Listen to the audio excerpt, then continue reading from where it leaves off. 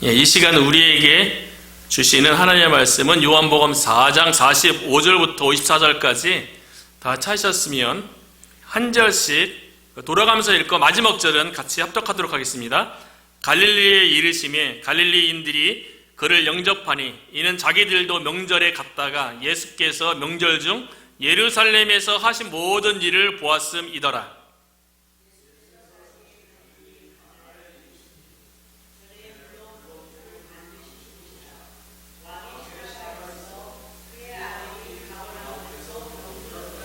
그가 예수께서 유대로부터 갈릴리로 오셨다는 것을 듣고 가서 청하되 내려오셔서 내 아들의 병을 고쳐 주소서 하니 그가 거의 죽게 되었음이라.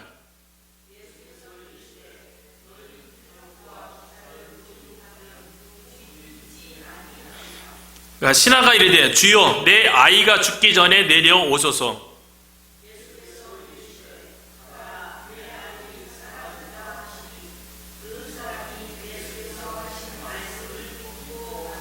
내려가는 길에서 그 종들이 오다가 만나서 아이가 살아있다 하거늘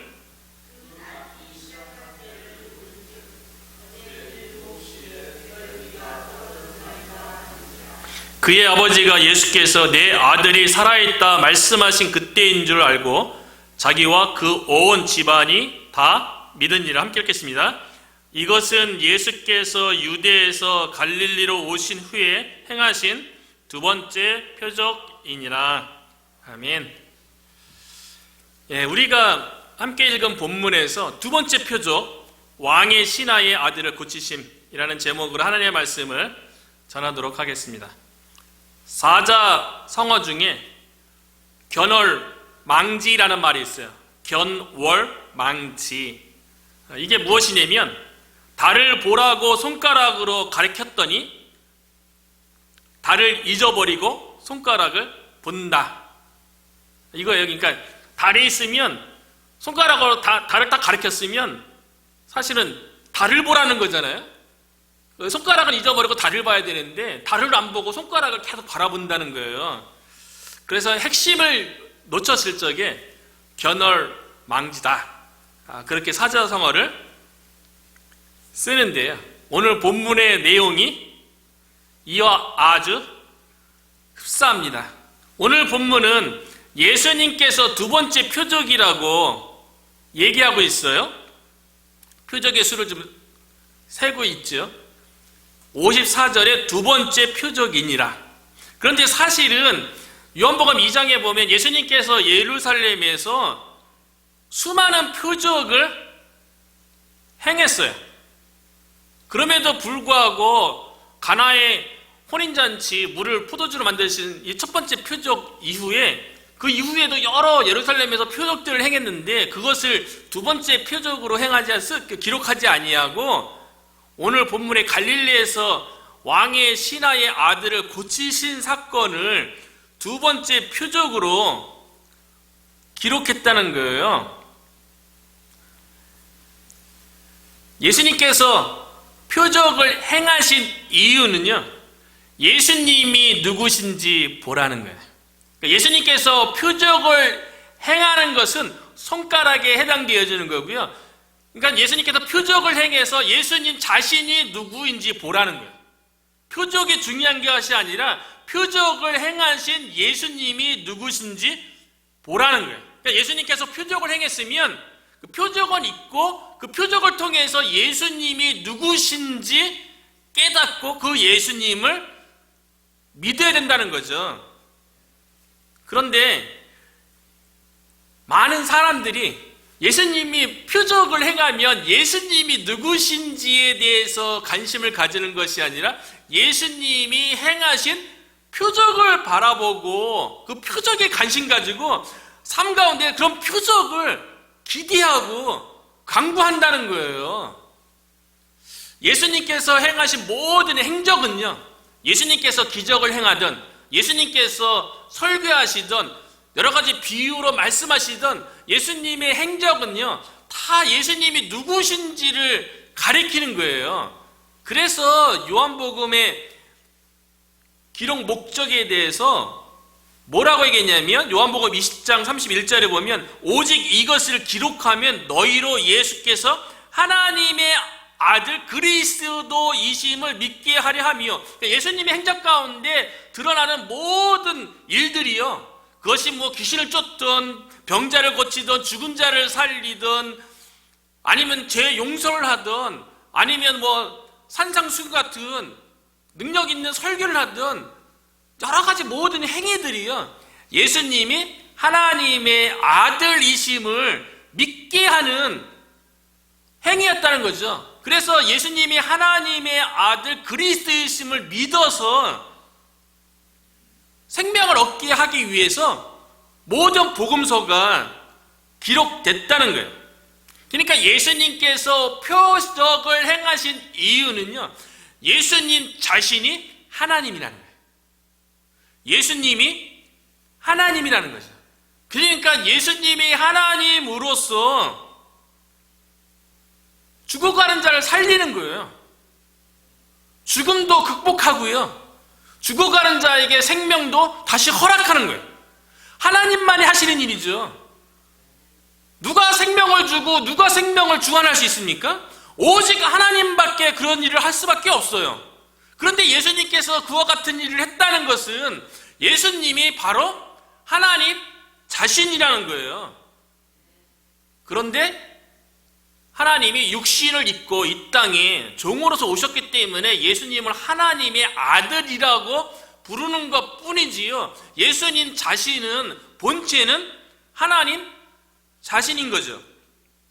그런데 예수님께서 표적을 행하면 예수님이 누군지에 대해서 관심을 가지고 깨닫고 예수님께 집중을 하는 것이 아니라 예수님께서 행하신 표적에 관심을 가지고 표적을 기대하고, 아, 나에게도 그런 표적이 일어났으면 좋겠다라고 예수님을 따른다는 거죠. 그런데 예수님께서는 이러한 믿음, 표적을 기대하는 믿음에 대해서 신뢰하지 않는다고 얘기하셨어요. 특별히 유대인들은 표적을 많이 강구했죠. 표적을 강구하는 믿음을 가진 사람들이 유대인들이에요. 그래서 요한복음 2장 23절에 보면 유월절에 예수께서 예루살렘에 계시니 많은 사람이 그의 행하시는 표적을 보고, 한글 성경에는 표적 단수로 기록되어 있지만 영어 성경에 보면 signs예요, 복수예요. 예루살렘에서 많은 표적들을 행했어요. 행하시는 표적을 보고 그의 이름을 믿었으나 예수는 그의 몸을 그들에게 의탁하지 아니하셨으니 이는 친히 모든 사람을 아심이라. 유월절에 예루살렘에서 유대인들이요, 예수님이 행하는 수많은 표적들을 보고 유대인들이 예수님을 믿었대요. 그런데 예수님이 그들에게 예수님의 몸을 의탁하지 않았대요. 그들의 표적을 보고 믿는 믿음에 대해서 신뢰하지 않았대요. 왜냐하면 예수님께서 친히 모든 사람의 마음을 아신다는 거예요. 그러니까 유대인들의 마음속에 예수님이 행하시는 그 표적을 보고 나에게도 저와 같은 표적이 있었으면 좋겠다라고 그런 기대하는 마음으로 예수님을 믿었다는 거죠. 그래서 유대인이요, 바리새인이고 이스라엘의 선생이었던 니고데모도 예수님 앞에 나왔을 적에 뭐 보고 나왔습니까? 예수님이 행하시는 표적을 보고 예수님께 밤중에 찾아온 거죠. 니고데모조차도 예수님이 행하시는 표적을 보고 밤중에 찾아왔다는 거죠. 그러니까 이렇게 표적을 근거하는 믿음이 얼마나 허약한지를 니고데모를 보면 잘 알죠. 영적인 것에 대해서 잘 깨닫지 못하고 거듭나야 된다, 물과 성령으로 다시 태어나야지 하나님 나라에 들어갈 수 있고 하나님 나라를 볼 수 있다, 이렇게 얘기하는 거에 대해서 영적인 것을 전혀 깨닫지 못하고 자꾸만 육적으로 깨닫고 육적인 것을 기대하잖아요. 니고데모가 예수님의 뭘 보고 찾아왔습니까? 성경에 보면 표적을 보고 찾아왔대요. 그러니까 표적을 보고 믿는 믿음이 얼마나 허약한 믿음이고 잘못된 믿음인지를 우리가 알 수 있는 거죠. 그래서 표적을 보고 믿는, 그래서 예수님을 쫓아오는 자들을, 예수님은 그들을 신뢰하지 않았대요.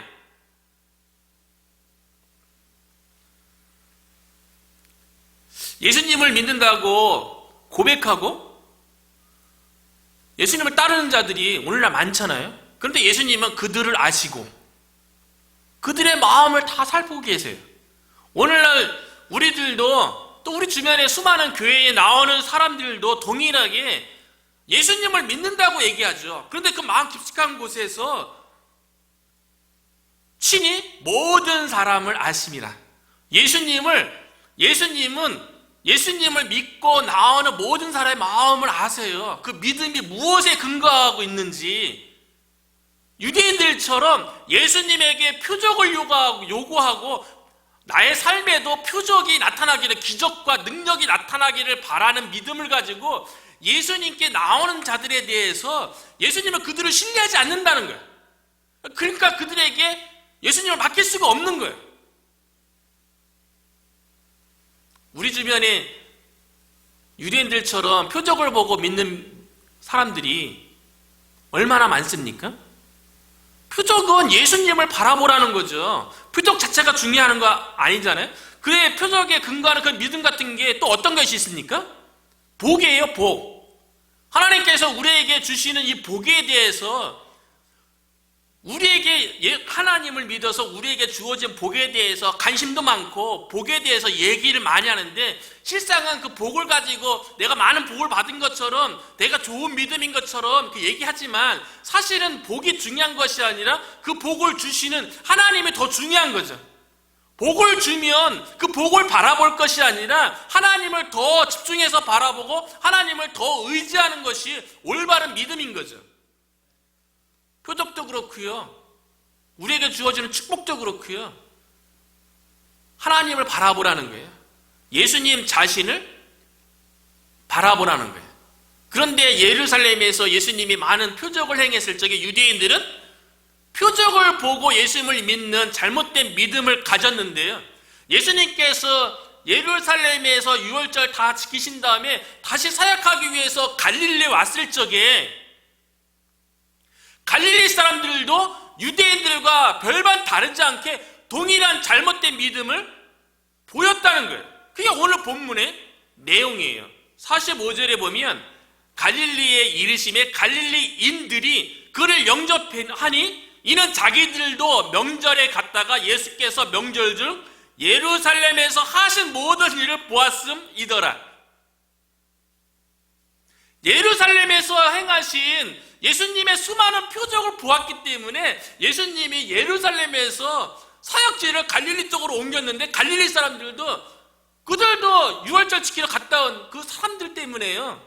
예수님을 영접하는데 표적을 바라는 그런 믿음으로 예수님을 영접했다는 거죠. 유대인들의 믿음이나 갈릴리인들의 믿음이나 표적에 근거해서 영접하는 잘못된 믿음을 가졌다는 거죠. 표적을 보면 표적이 대단해 보이잖아요. 표적이 기적이에요, 기적. 미라큘러스, 사인, 기적으로서 우리에게 보여주는 신호, 기적으로서 표징이 되는 거죠. 예수님이 누군지 보여주는. 그런데 예수님에 대한 관심보다도, 자신에 대한 관심보다도 예수님이 행하시는 표적, 기적, 기사, 이거에 더 관심이 갈릴리인들도 통일하게 가졌다는 거예요. 그 사람 중에 한 명이 오늘 본문에 등장하는 왕의 신하예요. 왕의 신하도 갈릴리인들과 별반 다르지 않게 예수님이 행하신 표적에 대해서 믿음을 근거하고 있어요. 그런데 표적, 능력, 기사 이런 거 오늘날도 우리가 되게 관심 많잖아요. 교회에서 그런 거 보면 또 그런 거 행하는 사람들은 대단한 믿음인 것 같고 대단한 하나님과 가까이 있는 사람 같고 그렇죠. 그런데 예수님은 표적에 근거한 믿음에 대해서 잘못된 믿음이다라고 얘기하는 거예요. 그들 중에 한 명인 왕의 신하도요. 예수님이 갈릴리 가나에 오셨다는 소식을 듣고 예수님을 찾아왔어요. 왜냐하면 왕의 신하의 아들이 죽을 병에 걸렸기 때문이에요. 아들이 죽을 병에 걸렸어요. 그 아버지의 심정이 얼마나 애타하겠어요. 아들이 병에 걸려서 죽어가는 그 모습을 보면서 왕의 신하가 어떻게든 내 아들을 살리기 위해서, 왕의 신하면 거기에 합당한 지위와 권세가 있는데 그 지위와 권세를 가지고 뭐 의사도 수습할 수 있고 세상에 좋다는 약도 이렇게 알아볼 수도 있죠. 그런데 그런 거 찾지 아니하고 예수님께 왔다는 것만 보더라도 그 나름대로 믿음이 좋은 사람이에요. 맞죠?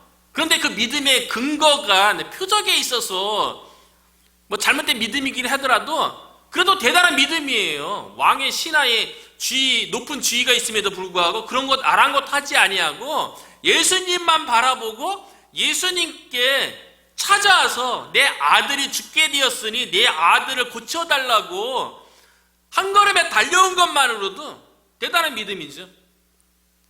왕의 신하는 가버나움 사람이에요. 예수님은 지금 예루살렘에 사역하다가 갈릴리 가나에 오셨어요. 가버나움에서 갈릴리 가나까지의 거리가요 34km래요. 가까운 거리는 아니죠. 쉬지 않고 부지런히 걸으면 한 9시간 정도 걸린대요. 하루 온종일 새벽부터 열심히 걸어야지 하루 안에 도달할 수 있는 거리가 가버나움에서부터 갈릴리 가나까지. 그러니까 왕의 신하가요 나름대로 사회에서 성공하고 명성도 있고 높은 지위에 있는 사람인데 주변의 시선 아랑곳하지 않냐고 어떻게든 내 아들을 살리겠다는 그 마음을 가지고 아버지로서 참 훌륭한 아버지죠. 예수님께 한 걸음에 달려간 거예요. 좋은 믿음이죠. 어찌 보면 대단한 믿음이죠. 그래서 이 왕의 신하가 예수님에게 이렇게 요청하는 거예요. 47절에 보니까 그가 예수에게 유대로부터 갈릴리로 오셨다는 것을 듣고 가서 청하되 내려오셔서 내 아들의 병을 고쳐 주소서 하니 그가 거의 죽게 되었음이라. 아들이 거의 죽게 되었어요. 그럼 아버지의 마음속에서 이 예수님을 통해서 이 아들에게 기대하는 바가 뭐겠어요? 거의 죽게 되었는데? 표적과 기사죠. 예수님께서 표적과 기사를 행해주기를 바라는 그런 상황 가운데 있는 거 아니에요? 그런데 예수님은 그런 표적을 기대하는 그 믿음에 대해서 잘못됐다고 얘기하는 거예요. 아니 상황상 왕의 신하는 아들이 죽게 됐다니까요. 죽게 된 상황에서 생명을 얻고 다시 회복되어지는 그 길은 기적밖에 없죠. 기사가 일어나야죠. 어쩌면 성경 본문에 구체적으로 언급되지 않았지만 뭐 의사라든가 좋은 약 다 찾아보고 차도가 있지 않았으니까 마지막 지푸라기라도 잡는 심정으로 예수님께 나왔는지도 모르죠. 죽어가는 아들을 위해서 한 아버지가 예수님께 간절하게 요청을 해요. 그런데 예수님께서 왕의 신하에 대해서 책망하세요. 되게 순수한 것 같은데요. 죽어가는 아들을 살리려고 하는 믿음, 그리고 34km라는 먼 거리를 단숨에 예수님만 바라보고 왔으면 되게 순수한 믿음 아니에요? 그런데 예수님은 아들을 고쳐달라는 이 왕의 신하의 요청에 대해서 그 대답이 무엇입니까? 48절이죠. 예수께서 이르시되 너희는 표적과 기사를 보지 못하면 도무지 믿지 아니하리라. 너무하잖아요. 그래도 왕의 신하는 좀 순수한 것 같은데요. 아들을 고치고자 하는 마음, 먼 거리를 한 걸음에 달려온 그 순수한 믿음 괜찮아 보이잖아요. 그럼에도 불구하고 너희는 표적과 기사를 보지 못하면 도무지 믿지 아니하리라.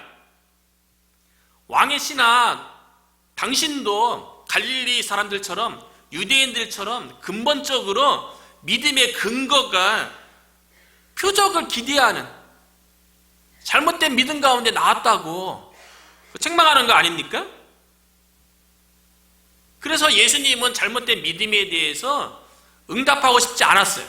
그래서 왕의 신하의 요청에 대해서 예수님께서 거절하신 거예요.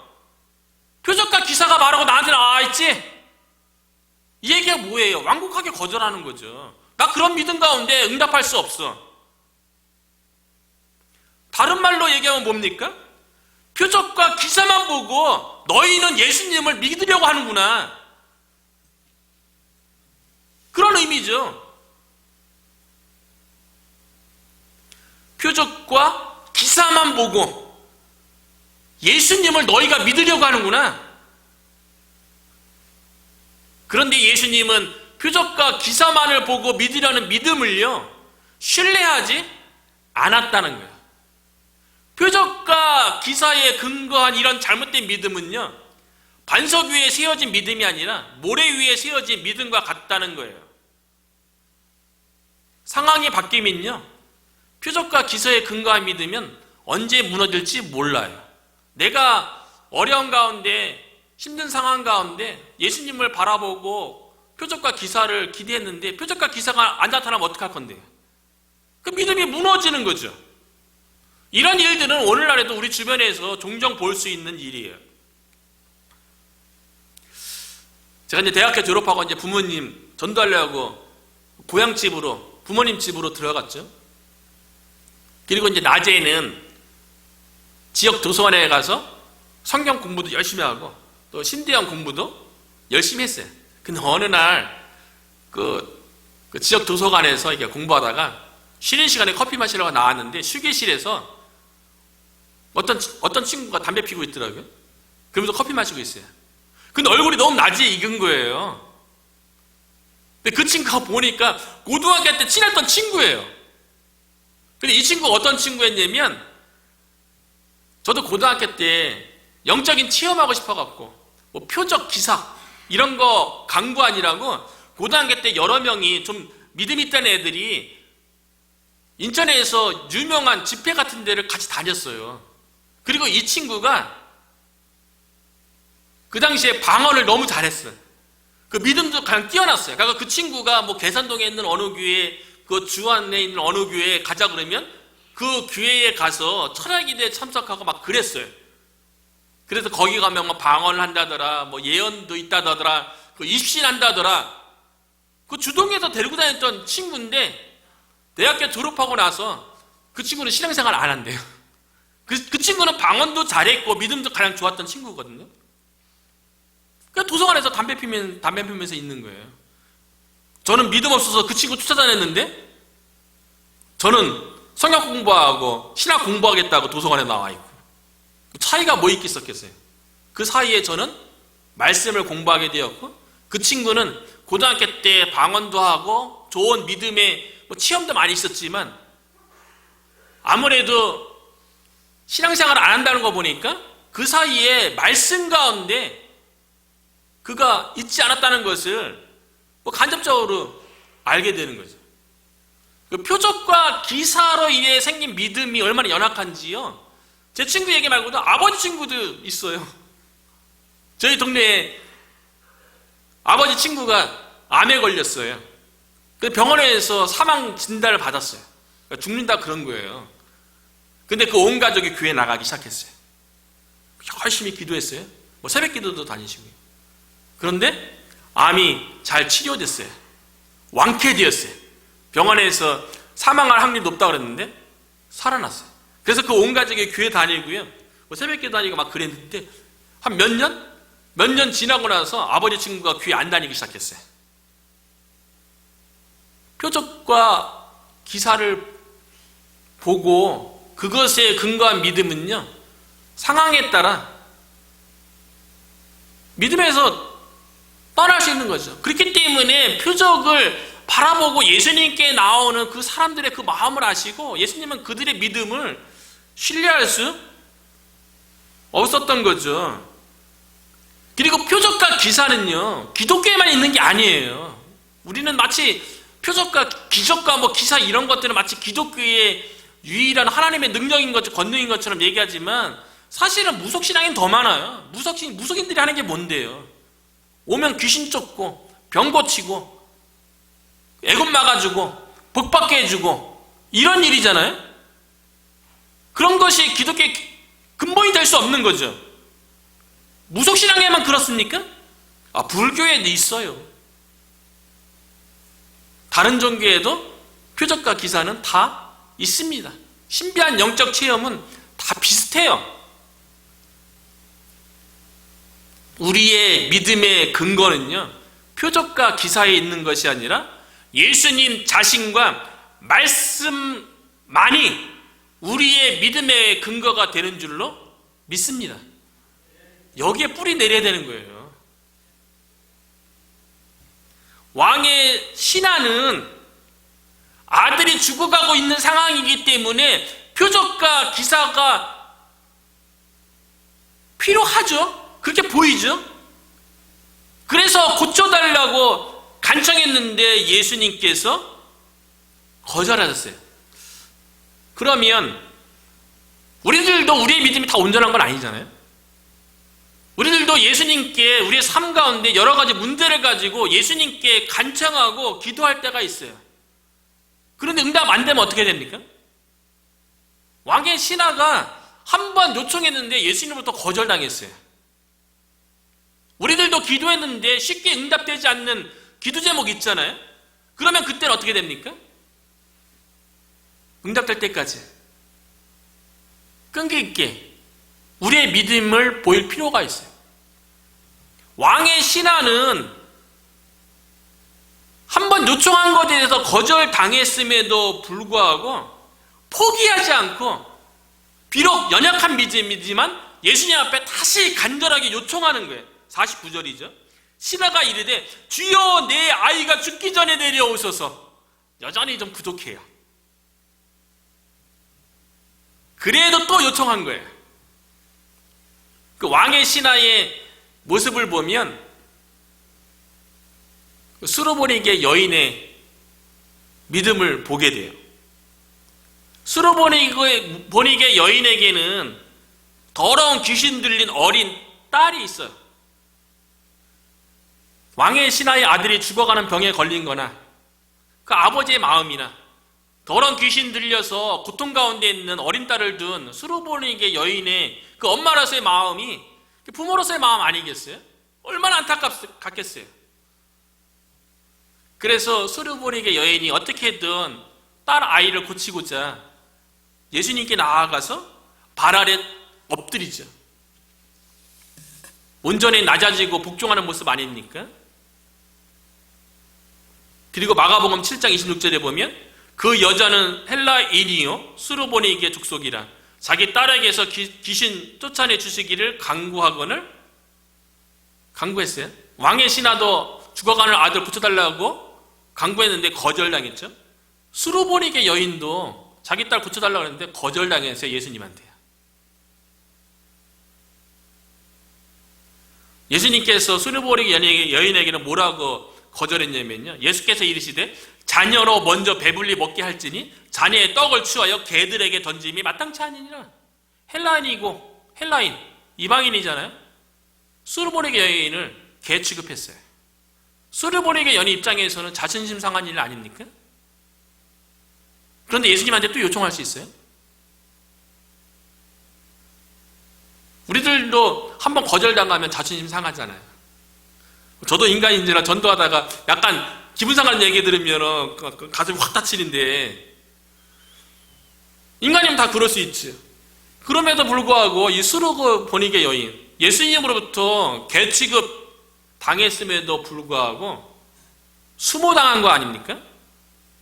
그런데도 예수님을 여전히 인정하고 예수님의 조그마한 긍휼이라도 나에게 베풀어 달라고 다시 한번 간청하는 모습을 보세요. 28절에 보니까 여자가 대답하여 이르되 주여 올소이다마는 예수님 맞아요. 예수님이 저 개라고 얘기하면 저 개 맞아요. 그렇게 누가 이렇게 얘기합니까? 수르보니게는 딸아이를 고치겠다는 그 믿음으로 개 취급당하는 거를 합당하게 그렇게 인정해요. 주여 올소이다마는 상 아래 개들도 아이들이 먹던 부스러기를 먹나이다. 얼마나 간절합니까? 주인에게 주는 떡이 아니면 떡에 부스러기라도 좀 상 아래 개에게 주는 것처럼 부스러기 국률이라도 저에게 베풀어 주십시오라고 그렇게 요청하는 거 아니에요? 우리에게 이와 같은 믿음이 있습니까? 한번 거절당하면 자존심 상해서 두 번 다시 요청하지 않는 그런 믿음 가운데 있지는 않습니까? 그런데 수니보니게 여인은 끊임없이 예수님에게 간청하잖아요. 그 간청하는 온전히 예수님만 신뢰하고 바라보는 그 믿음을 예수님은 수르보니게 여인으로부터 보고 싶었던 거예요. 어쩌면요. 개 취급해도 여전히 예수님에 대한 믿음을 포기하지 않는지 그 믿음을 보고 싶었던 거죠. 그리고 수르보니게 여인은 그 믿음을 보였어요. 그때 예수님께서 수르보니 여인에게 이렇게 얘기해요. 예수께서 이르시되 이 말을 하였으니 돌아가라. 이 말을 하였으니 말을 했어요. 말씀을 하셨어요. 귀신이 내 딸에게서 나갔느니라. 딱 이 말씀만 했어요. 그런데 여자가 이 말씀만 믿고 집으로 돌아가 본즉 아이가 침상에 누웠고 귀신이 나갔더라. 수르보니게 여인에게 필요한 것은 예수님의 입으로부터 나오는 말씀이었다는 거예요. 그리고 수르보니게 여인은 그 말씀만 믿고 집으로 가봤더니 딸아이가 고침을 받은 거예요. 수르보니 여인에게 예수님께서 죽기 사역했나요? 그와 같은 표적을 행했나요? 아니잖아요. 말씀이 필요했던 거죠. 오늘 본문에서 왕의 신하는요, 가버나움으로 내려오셔서 아들의 죽을 병을 고쳐달라고 다시 요구했어요. 그런데 예수님의 대답을 보면요, 수르보니게 여인에게 때 한 것과 거의 똑같아요. 50절이죠. 예수께서 이르시되 가라, 내 아들이 살아있다. 가라, 내 아들이 살아있다. 이 말씀을 예수님의 입으로 왕의 신하에게 하셨다는 거예요. 그 사람이 예수께서 하신 말씀을 믿고 가더니, 왕의 신하가 예수님에게 요구한 게 뭔데요? 가버나움으로 내려와 달라는 거예요. 그런데 예수님께서 내가 내려가겠다 그렇게 얘기하지 않잖아요. 왕의 신의 마음속에는 가버나움에 내려와셔서 죽어간 아들 향해서 뭐 안수를 해주든지 아니면 축기 사역을 해주든지 아니면 아픈 것을 어루만져 주시든지 그런 것을 기대했겠죠. 그런데 예수님은 왕의 신하가 내려와 달라고 요청했는데 그럼 내가 내려가 줄게, 어떻게 할게, 이렇게 대답한 것이 아니라, 그런 게 아니라 왕의 신하에게 말씀만 주셨다는 거예요. 그 말씀이 주어지는 순간 왕의 신하의 잘못된 믿음이 고쳐졌어요. 왕의 신하는 예수님에게 표적과 기사를 기대했는데, 너에게 필요한 것은 표적과 기사가 아니라 나의 입에서 나가는 말씀이라는 거예요. 그 말씀이 뭐라고요? 살아있다. 내 아들이 살아있다. 예수님의 선포되어지는 이 말씀이 왕의 신하에게 필요한 거예요. 그 말씀이 선포되어지는 그 순간 왕의 신하는요, 더 이상 표적과 기사를 요구하는 것이 아니라 예수님으로부터 선포되어진 내 아들이 살아있다라는 그 말씀을 마음에 품고 예수님과 함께 돌아간 게 아니고요, 더 이상 표적과 기사를 요구하는 믿음이 아닌 말씀이 주어졌기 때문에 그 말씀을 품고 다시 가버나움으로 돌아가는 거예요. 왕의 신하의 믿음이 굳혀진 거죠. 오직 예수님의 입으로부터 나온 말씀, 예수님 자신만 바라보는 믿음이 생겼기 때문에요, 예수님과 함께 돌아가지 않아도 괜찮아요. 말씀이 있는데 괜찮죠. 그래서 말씀을 믿고 가더니 왕의 신하에게 필요한 것은 말씀이었어요. 지난 시간에도 우리가 살펴봤지만 요한복음 1장 1, 2, 3절에서 태초에 말씀이 계시니라 이 말씀이 하나님과 함께 계시니 이 말씀은 곧 하나님이시라. 예수님의 말씀이고 말씀이 곧 하나님이래요. 예수님이 하나님이래요. 그가 태초에 하나님과 함께 계셨고 만물이 그로 말미암아 지은 바 되었으니 지은 것이 하나도 그가 없이는 된 것이 없느니라. 예수님의 말씀으로 온 마음으로 창조했대요. 빛이 있으라. 그 말씀이 다 예수님이세요. 예수님의 만물을 다 창조하신 거예요. 그렇기 때문에 말씀이 하나님이고 하나님이 곧 예수님이기 때문에 예수님의 첫 번째 기적은 물로 포도주를 만든 거죠. 예수님은 말씀으로 천지 창조할 때는 무에서 유를 만들었어요. 그런데 물로 포도주로 만드는 것은 더 쉽죠. 유에서 유 만드는 게 훨씬 쉽죠. 무에서 유 만드는 건 훨씬 어려운 거죠. 예수님이 쉬운 일 하신 거예요. 물을 포도주로 만든 사건은요. 천지 창조 때는 아무것도 없는 데서 무에서 유를 만든 건데 예수님이 하나님이니까 가능한 거죠. 그렇게 예수님을 하나님이라고 우리가 바라보고 믿게 되는 거죠.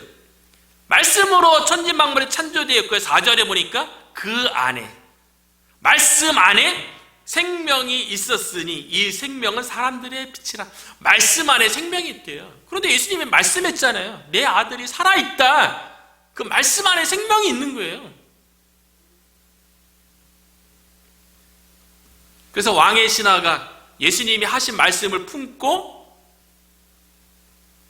말씀이 곧 예수님이잖아요. 그래서 돌아가는 길에 가버나움에서 자신이 부리는 종들이 오다가 도중에 만났어요. 그 종들이 왕의 신하에게 보고하죠. 아들이 살아났습니다. 그래서 51절, 52절에 보면요. 내려가는 길에서 그 종들이 오다가 만나서 아이가 살아있다 하거늘 그 낳기 시작한 때를 물은즉 어제 7시에 열기가 떨어졌나이다 하는지라. 그의 아버지가 왕의 신하죠. 예수께서 내 아들이 살아있다 말씀하신 그때인 줄을 알고 예수님이 말씀이 죽어가는 아들을 살린 거예요. 예수님의 말씀 안에 생명이 있어서 그 생명이 죽어가는 아들을 살린 거예요. 우리에게 필요한 것은 표적과 기사가 아니에요. 예수님의 말씀이 우리에게 주어지는 게 중요한 거예요. 하나님의 말씀을 우리가 붙잡는 게 중요한 거예요. 하나님의 말씀이 우리의 마음 가운데 선포되어지는 게 중요한 거예요. 선포되어지는 말씀이 우리를 살리고 우리의 문제를 해결하고 우리 가운데 구원을 가져다 주는 줄로 믿습니다. 말씀으로 살리는 거죠. 야이로의 딸이 죽었을 적에 예수님께서 하신 일이 무엇입니까? 달리다고 소녀야 일어나라 이 말씀을 선포한 거예요. 그러니까 죽어있다는 어린아이가 소녀가 일어난 거 아니에요? 생명이 다시 들어간 거 아닙니까? 나사로도 마찬가지죠. 죽은 지 나흘이나 지나서 무덤에 장사되었어요. 그런데 그 무덤을 향해서 예수님께서 하신 건 무엇입니까? 표적과 기사를 행한 것이 아니라 말씀 선포죠. 나사로야 나오라. 그 말에 세마포에 쌓인 나사로가 걸어서 나오는 거예요. 말씀으로 사람을 살리는 거예요. 말씀으로 구원하는 역사가 있는 거예요. 에스겔서 37장에 보면 에스골 골짜기에 마른 뼈가 많았잖아요. 근데 그 마른 뼈는 그 당시 영적으로 죽어있는 이스라엘에 대해서 얘기하는 건데 그 마른 뼈가 어떻게 살아납니까? 말씀을 대언해서 살아나는 거예요. 말씀을 에스겔 선지자에게 주고 에스겔 선지자가 하나님께서로부터 받은 말씀을 대언하니까 말씀이 선포되어지니까 마른 뼈가 살아나는데요. 뼈가 연락하고 그 가운데 심줄이 돋고 그 가운데 가죽이 덮이고 그리고 마지막으로 생기가 불어서 이 뼈에 들어가라 대언하니까 마지막에 어떻게 됩니까? 사방에서부터 이 마른 뼈들에게 붙어서 살아나서 큰 군대가 되었더라. 말씀으로 마른 뼈가 큰 군대가 되었다는 거예요. 우리 가운데 살아있는 하나님의 말씀이 선포되어지고요. 수르보니게 여인처럼 왕의 신하처럼 그 말씀을 품고 우리 가운데 있으면 우리 가운데 생명의 역사가 나타나는 거예요. 우리 교회 가운데 생명의 역사가 나타나는 줄로 믿습니다. 말씀이 살리는 거예요. 예수께서 내 아들이 살아있다 말씀하신 그때인 줄 알고, 그래서 재밌는 거는요, 아이는 어디에 있었습니까? 가버나움에 있었고요. 예수님은 갈릴리 가나에 있었어요. 거리상 34km 떨어진 거리라고 했잖아요. 그런데 예수님이 말씀했는데, 가나에서 말씀하셨는데 아이는 가버나움에서 고침을 받았어요. 예수님께서 일하시는 것은요, 거리와 상관없다는 거예요. 이걸 보고 하나님은 무소부재하시다고 얘기하시죠. 하나님은 이 세상 어디든지 안 계신 것이 없다는 거예요. 어느 곳든지 다 역사하시는 거예요. 예수님도 무소부재하시죠. 오늘날 꼭 우리가 뭐 어디 가야 같이 있어야 하나님의 일이 나타나는 게 아니고요, 거리와 상관없이 하나님은 우리 가운데 역사하는 줄로 믿습니다. 그 부모님 전도한 다음에 누나도 전도해야 되잖아요. 근데 그 당시에 호주에서 유학하고 있었는데, 그래서 이제 부모님과 같이 기도했거든요. 그 놀란 일이 벌어졌어요.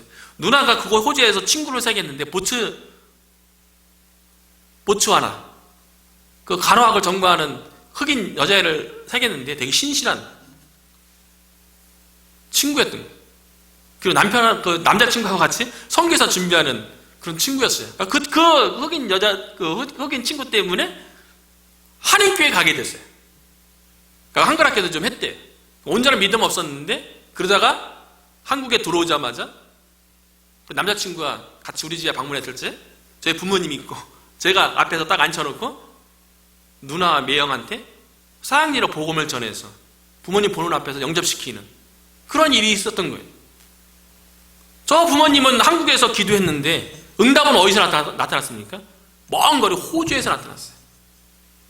그래서 제가 유학 처음 왔을 때, 린츠버그에 있을 때 아버지가 위암에 걸려갖고 서로 이제 어머니와 통화하면서 기도하는데, 한국과 미국이 얼마나 멀어요. 근데 하나님께서 무소부재하기 때문에 상관없어요. 거리 공간 상관없어요. 어디에나 계시는 분이세요. 그래서 하나님께서 기도 응답하셔서 좋은 위암 전문 의사 선생님 만나갖고 잘 완쾌돼갖고, 지금 완쾌돼갖고 여전히 건강한 모습을 지금까지 보이고 있는 거죠. 하나님의 일하심은 거리와 공간을 초월해서 일하시는 줄로 믿습니다. 예수께서 내 아들이 살아있다 말씀하신 그때인 줄이고, 다시 한번 또 보면요, 죽어가던 아들이 예수님 말씀으로 완전히 회복됐잖아요. 이걸 보면 예수님만이 생명을 주관하시고 생명을 주시는 분임을 깨닫게 되는 거예요. 그러니까 이 표적, 두 번째 표적을 통해서 예수님은 생명을 주관하시고 생명을 주시는, 죽음의 문제도 극복해 하시는 하나님이라는 것을 우리로 하여금 믿게 하는 거예요.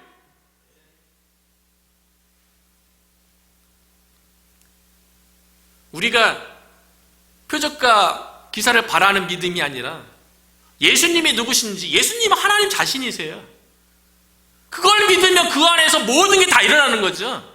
표적과 기사를 거부하는 게 아니거든요. 뭐 방언이라든가 예언이라든가 귀신 쫓아내고 신의 은사를 거부하는 게 아니고요. 예수님이 하나님 자신이라는 걸 믿으면 그 안에서 어떤 표적과 어떤 기사도 다 따라오는 거죠. 하나님의 주권 가운데서요. 거꾸로 되면 안 되는 거죠.